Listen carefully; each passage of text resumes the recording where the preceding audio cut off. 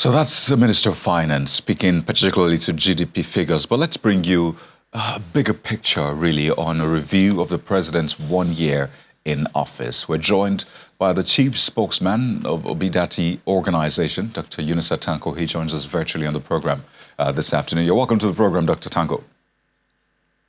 Thank you very much for having me.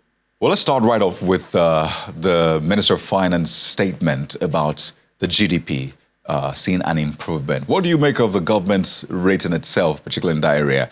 GDP figures increasing 2.98%. Is that what you see and feel as well, as a Nigerian on the one hand, and as a member of the Labour Party? Well, it is amazing sometimes why we try to polarize a black color as a white. And sometimes when we attempt to do that, no matter how you try to hide the black color, it will always come out of its own shadow. The Yorubas usually say that it is Yunusa, and no matter how you try to coming out, permit me to use my Yoruba language. Coyote, the truth about it is that this particular government, ab initio, had the problem of legitimacy. Now, that particular problem of legitimacy had made them to, engage in series of mistakes. And I'll give you an example. It was on record that the previous regime of General Muhammad Buhari, President Muhammad Buhari that he preferred to be called, actually removed the issue of subsidy from the budget. So instead of this particular government to state the fact to the people and let them understand this particular scenario, they claimed that they have removed subsidy. And that was the beginning of their problem. When they had the issue of legitimacy, they are not playing to the gallery, trying to get the views of the people and probably falling into their own side. Unfortunately, that situation boomeranged. And it boomeranged in a very negative way. Already as at that time, Nigerians were wallowing in very high level of poverty.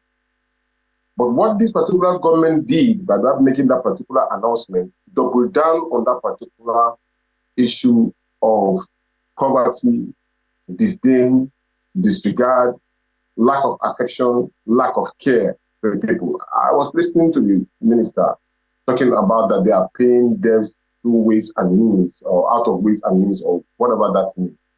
The truth about it is that this particular government has engaged in taxing the people that they were supposed to provide succor for, provide them solutions to their problems, taxes them in such a way they are finding it difficult to breathe. And that is not the objective of a government. A purposeful government is supposed to care for its people, number one. That's supposed to be the major issue. In fact, the Federal Republic of Nigeria, you must provide and make sure that the Nigerian people are in comfort. That is the major objective. Then others will follow.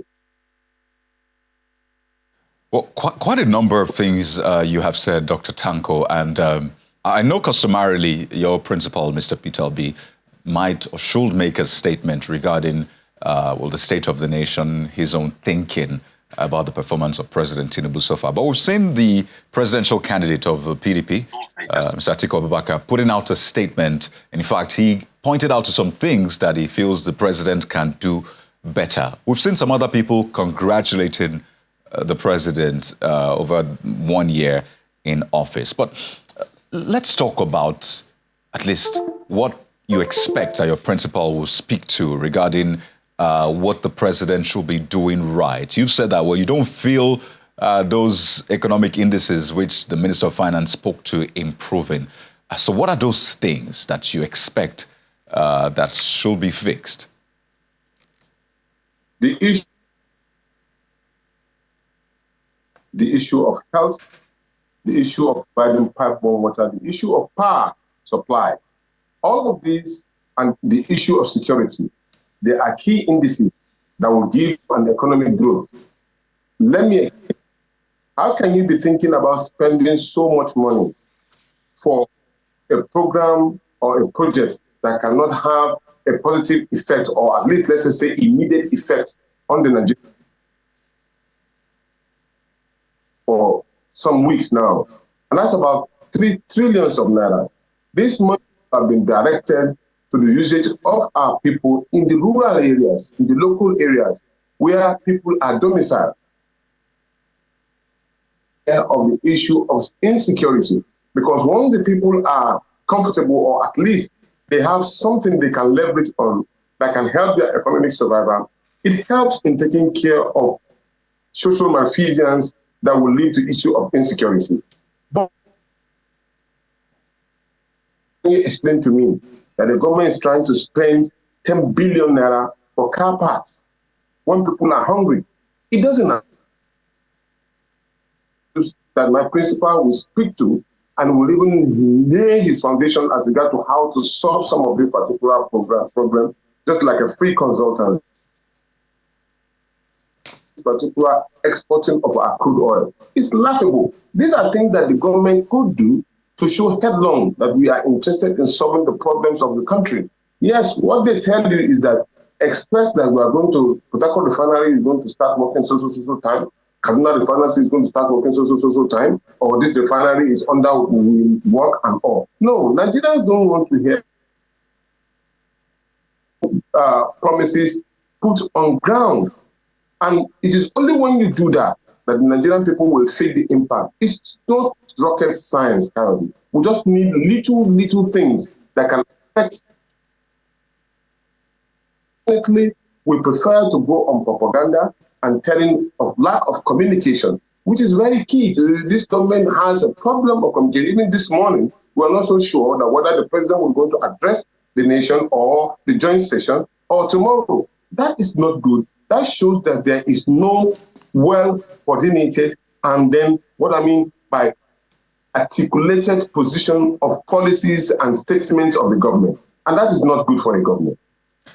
Well, let me bring our audience breaking news now, Dr. Tanko. We understand that members of the Senate have joined the House for that joint sitting of the National Assembly, and the president of the Senate says that there will be no address by the chamber, or rather by the president, even though he will be in the chamber shortly, right? He adds that the president will be witnessing the singing of the old national anthem for the first time, while both the session, or rather both sessions, yes, will be singing the national anthem for the first time.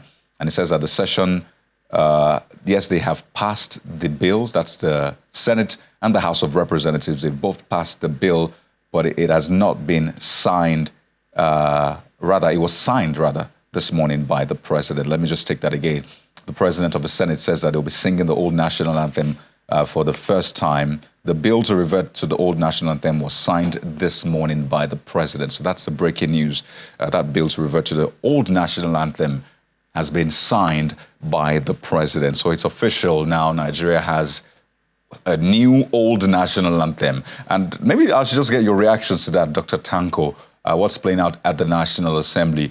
The president had been billed to give a speech, but that is not happening anymore. But it looks like the bigger story is the fact that we have a new national anthem, and it's the old one. Well, you see, for me, it's nothing about the national anthem.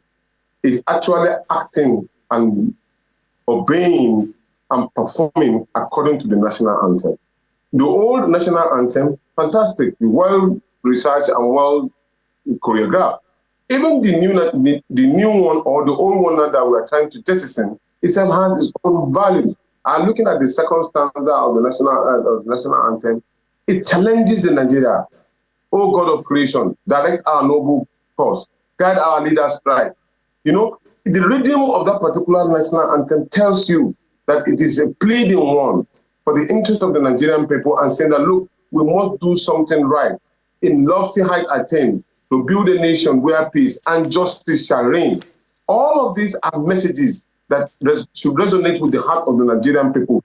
But the question is that, does our leaders act those particular words from the national anthem? Obviously, no.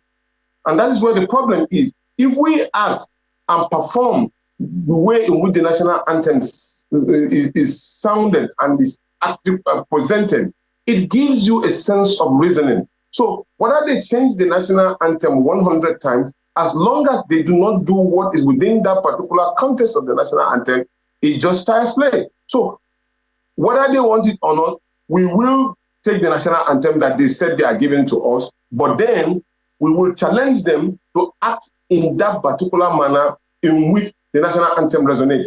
That, for me, is the most important thing. Well, Dr. Yunusa Tanko, you have made very vital points. I would like to thank you so much for your time. We'll be speaking with the chief spokesman of Obidati organization, Dr. Yunusa Tanko. Thank you once again for your time. God bless Nigeria.